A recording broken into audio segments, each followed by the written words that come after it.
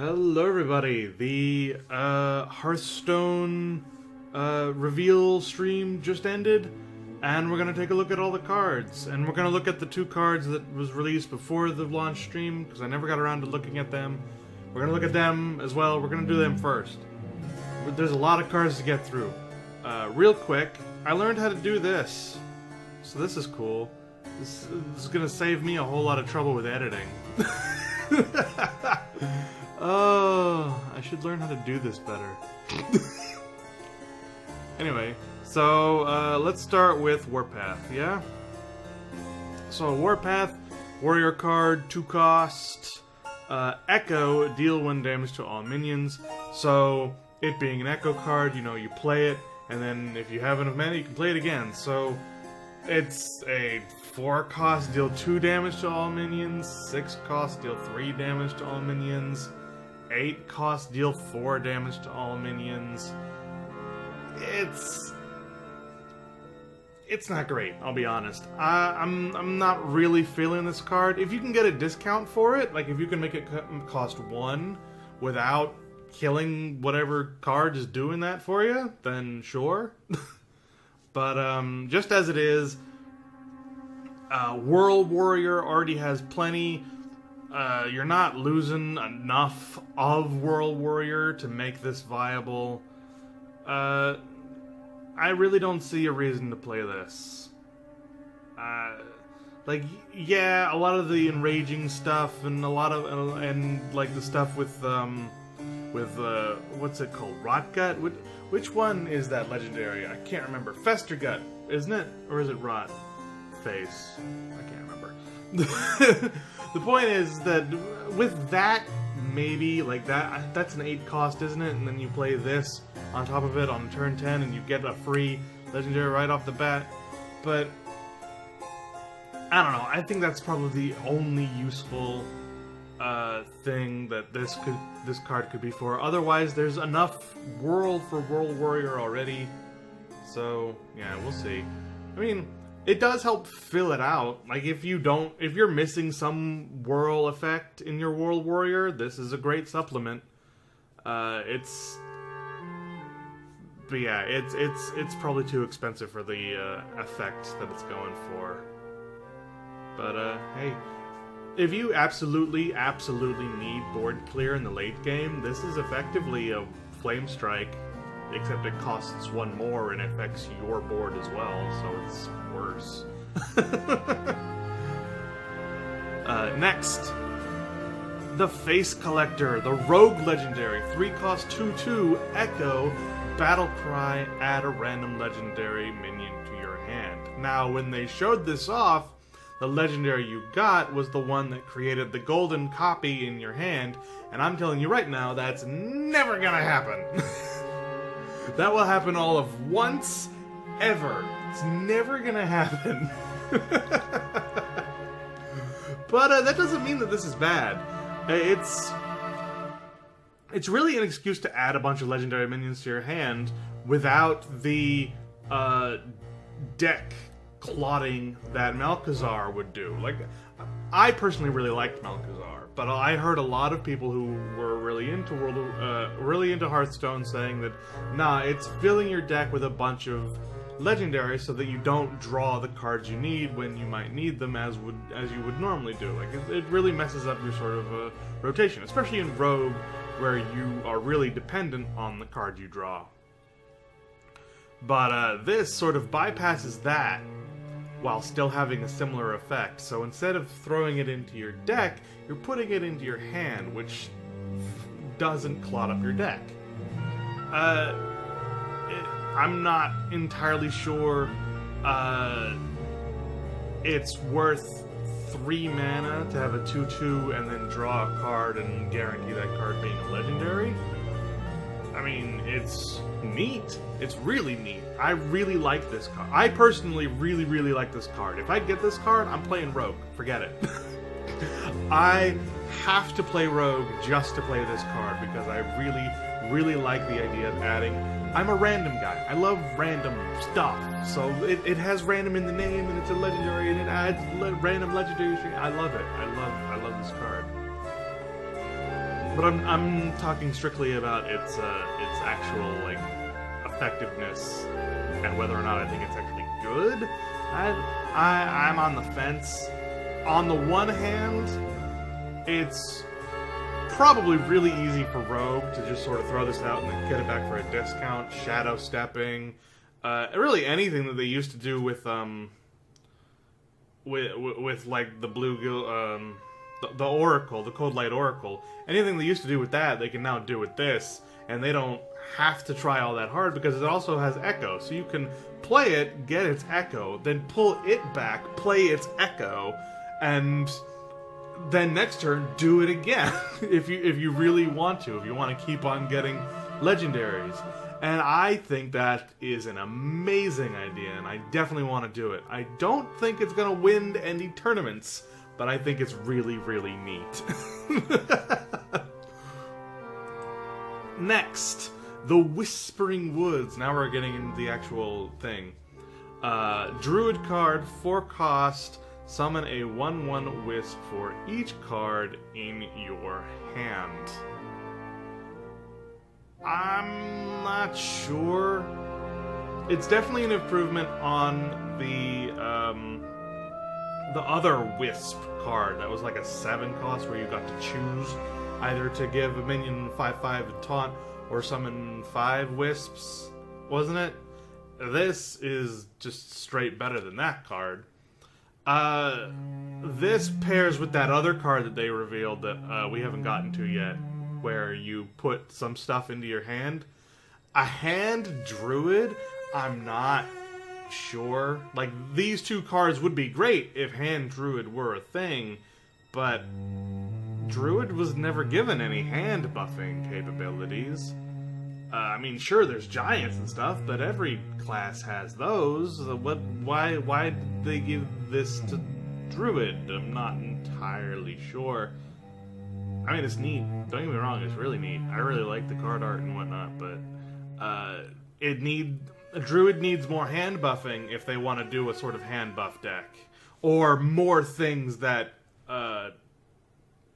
take advantage of you having a full hand. A hand buff or a hand lock where you get benefits from having a full hand. They'd need stuff like that. They'd need more stuff than just these 2 cards, I feel. But otherwise, it's a very neat idea, and I hope it is expanded upon because I like the idea. But this does not that deck create. I don't think, not yet.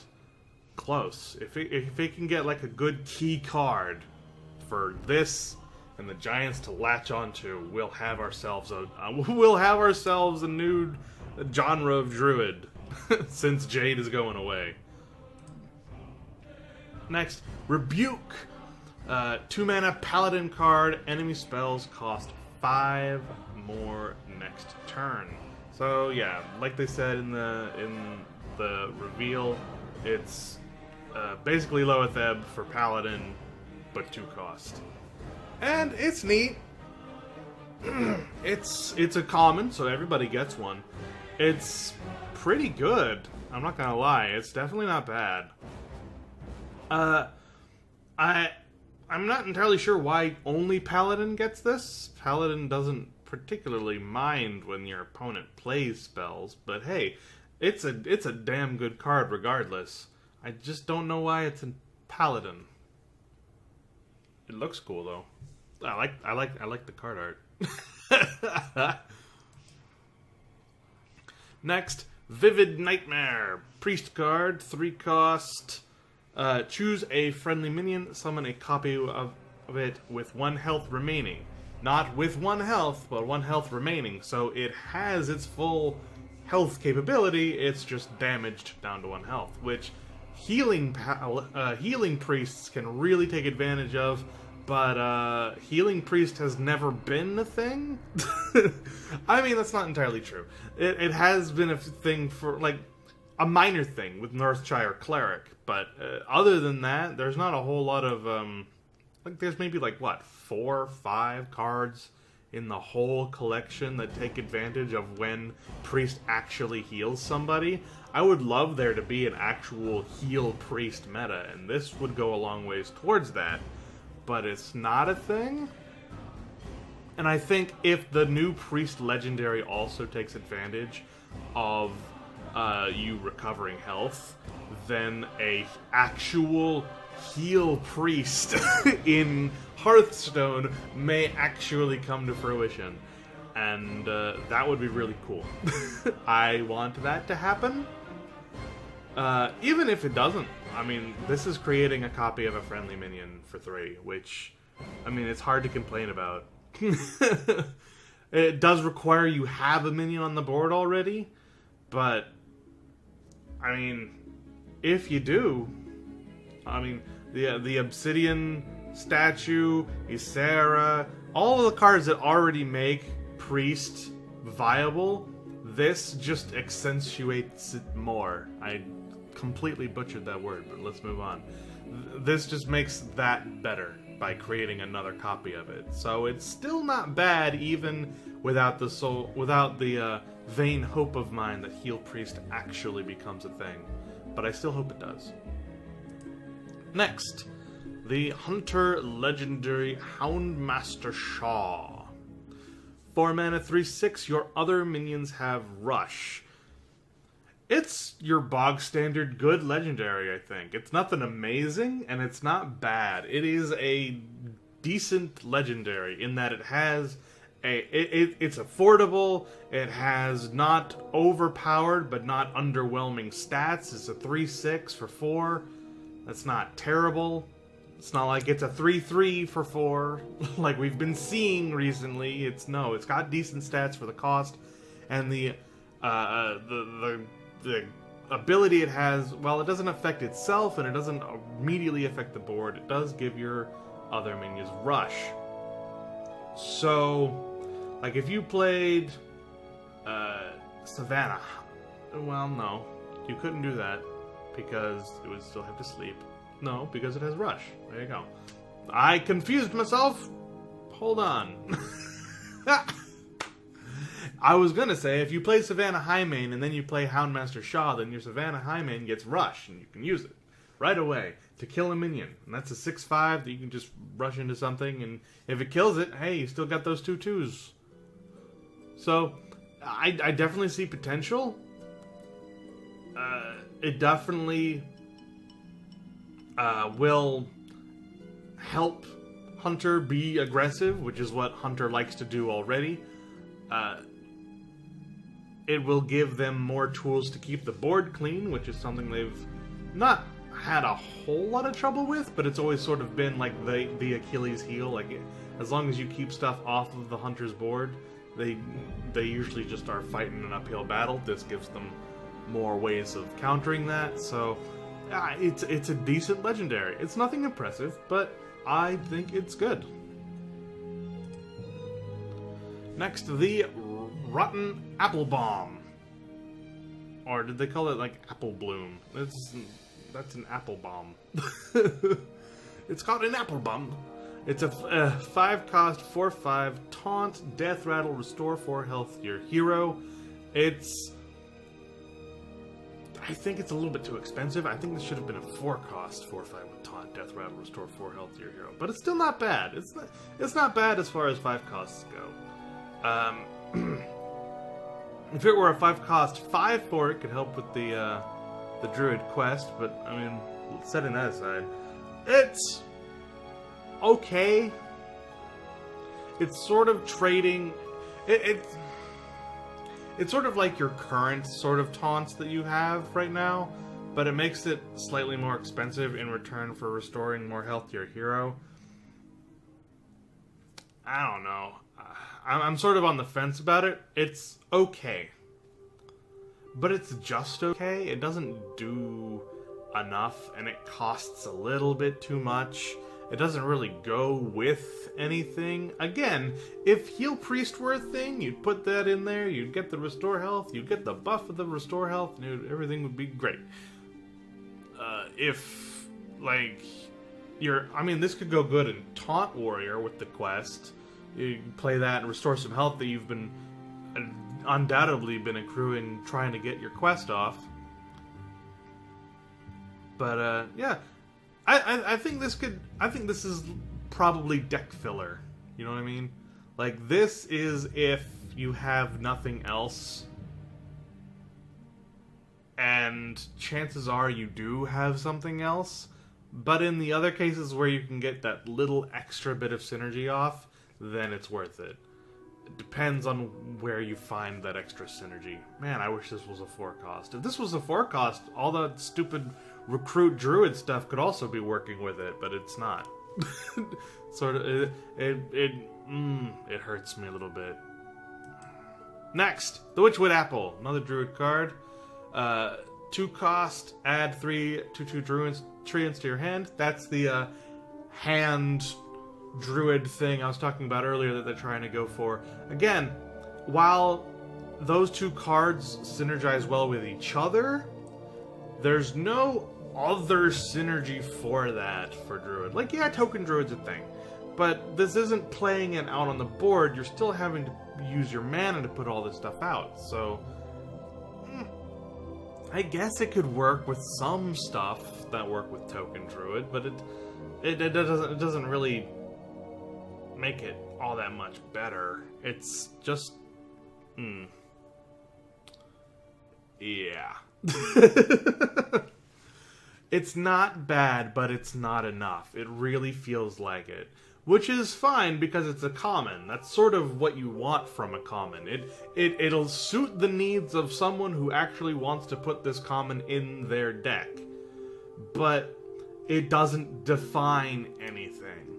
Which is, again, I think, suitable for a common.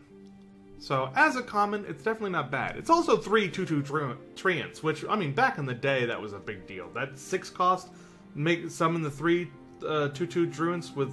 Back then, they had charge, but then died at the end of your turn, and then you combo that in with the thing that when a minion dies, it becomes a 2/2 treant. So you've got 2/2 treants with charge, and then they become 2/2 treants, and that's a 10-cost. This synergy goes off for much less than that, didn't it? Hold on. That was 4, yeah? So 4 and 2. So 6 instead of 10. It's not bad. Especially to just fill the board. Because that's what you're doing.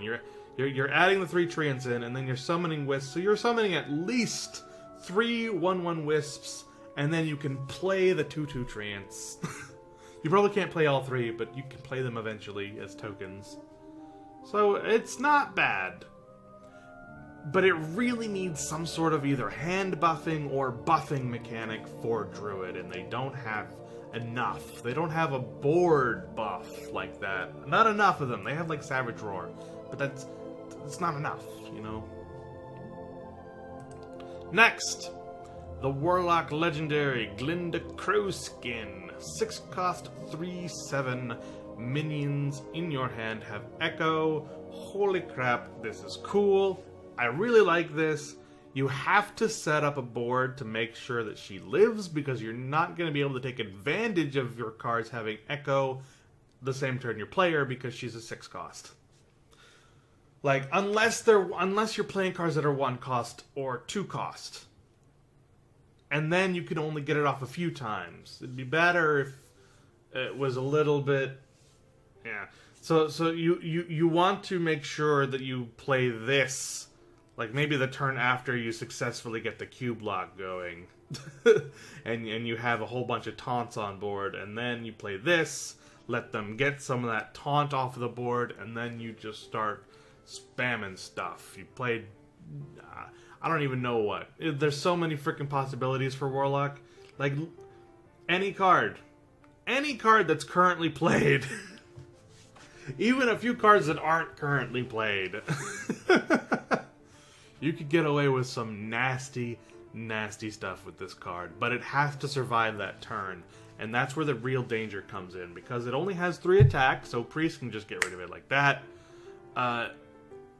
It does have 7 health, so I mean that's a huge leg up. It's way better that this is a 3/7 rather than like a 7/3 where a dark bomb could get rid of it. But I just have to wait and see. It's probably a little bit too easy to counter this as a legendary. But I see a lot of potential, and I'm looking forward to. Well, I hope if I get it. I probably won't get it, but if I get it, I look forward to playing around with this. Alright, next. The Nightmare Amalgam. 3 cost 3/4. All. This is an elemental mech, demon, murloc, dragon, beast, pirate, and totem. I love this card. I love the idea behind this card. I love the card art. I love the name. I love everything about this card. I love its cost and its stat line. It's a perfect 3 cost 3/4. It synergizes with all families. It looks cool. I like this card. I'm not sure it should be a purple. I think it should be a blue. I think this should be a little bit more common because it's not doing anything by itself. You know what I mean? It's just something that can accentuate anything, and that's really cool. This, I think, should be, you get like a blue or a white, something that that a lot of people can hopefully get their hands on and play with, because there's so much you can do with this. And they said in the stream that when it's like a discover a random murloc or something along that line, this can pop out of it. This counts as those in all of those aspects as well. Summon a random dragon. This is a dragon. Summon a random totem. This is a totem. So, I mean, that's really cool. Well, yes, they did make it so that all of the, like, summon a random totem things are always summon a random basic totem, so that kind of sucks. But if they reversed that, then this would be a great totem to summon. But yeah, I mean, heck, even the Death Knight Rexar, this is a beast, so it works with your patchwork thing, giving something +3/+4 for 3 extra. It's not bad. It's a good stat line to be adding.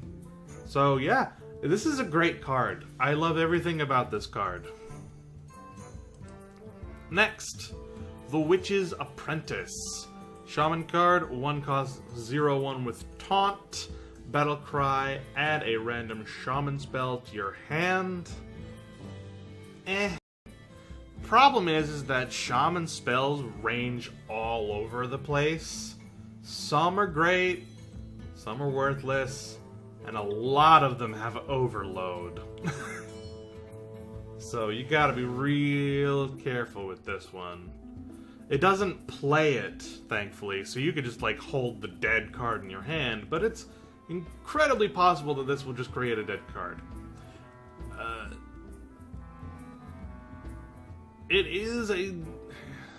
It's a 0/1 with Taunt for 1, which isn't great. It's actually a really pathetic sort of stat line. You really gotta hope that the spell is good, and that's a 50-50. Either it's good or it's worthless with Shaman. Like, it ranges the whole gamut of like really great, kinda useful, not great, and dead card. It runs the whole gamut, and you're running a huge risk. Yeah, it's a beast, but who cares? Shaman doesn't give a crap about beasts. So, while I would definitely play it because I love random, and I still have that weapon. I have the Kobold random Shaman weapon, the Rune Spear. So my Randomonium Shaman deck is getting more random cards for it, and I'm all about that. But otherwise, this card is sort of not great.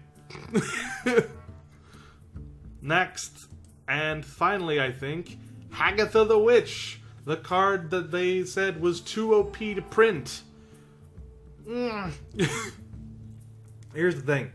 This card was almost specifically created with someone like me in mind, because it not only deals 3 damage to all minions like it says there, but its hero power is passive, and it makes it so that all minions basically do what the Witch's Apprentice does. All minions, when you play them, will add a random shaman spell to your hand. Great randomonium. While it is definitely shaman cards, like I said, it runs the whole gambit of overpowered as hell and completely useless. So I can see a lot of fun coming from this as a hero.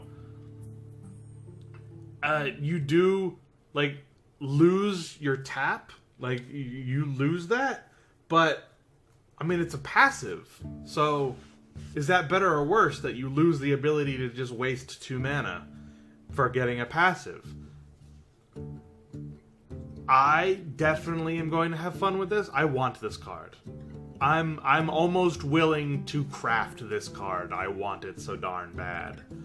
But if Hearthstone meta has taught me anything, it's that randomness does not make victory. It just makes fun. And I'm in it for the fun. I want to play. I'm not winning any tournaments anytime soon, and neither is Hagith, but we're going to have so much fun together. I am looking very much forward to it. Alright, so I'm going to do some quick ratings to remind you guys. It is thumbs up. Yes, I think it's a good card. Yes, I think it'll see at least a little bit of play. I have no idea if it's going to be the meta. That's not what this is about. It's just, do I like the card? Do I think it's a good card? Maybe it'll see play. Maybe it's a good card. I have no idea what to make of it. I have no idea what they're thinking. We just have to wait and see. And thumbs down, I don't think it's a good card. I don't think it's going to be in the meta. I don't think it really has a place right now in this moment in time. I don't think it is a good card. So, Warpath, I'm going to give a no. It is overpriced. It's, yeah, I'm not going into the spiel. I'm just going through the thumbs. Face Collector, yes, love the card. Whispering Woods, maybe. We'll have to wait and see. Rebuke, yes, it's a good card. I don't know why it's in Paladin, but it's a good card. Vivid Nightmare, yes, great in Priest, and it's a Priest card, and it's a great card. Houndmaster Shaw, yes. Rotten Applebaum, maybe, but I don't think so. Witchwood Apple, I'm gonna say maybe, just cause you're costing 2 mana to play it, and then you're getting the stuff in your hand, which means you have to play them, and they probably have a mana cost, so, better to just get them all on the board, so maybe. We'll have to wait and see. Glinda Crowskin, yes. Nightmare Amalgam, yes. Witch's Apprentice, maybe on the no side, but I'll stick with maybe. We gotta wait and see. And Hagith of the Witch, I like it, but I'm gonna say maybe. Because random never works, but I really like it. So we'll even it out on a maybe. Yeah? Alright. Hope you guys enjoyed. Bye, everybody. What the hell was I talking about? I'm tired. I don't think I made a lick of sense throughout that entire video. Oh well.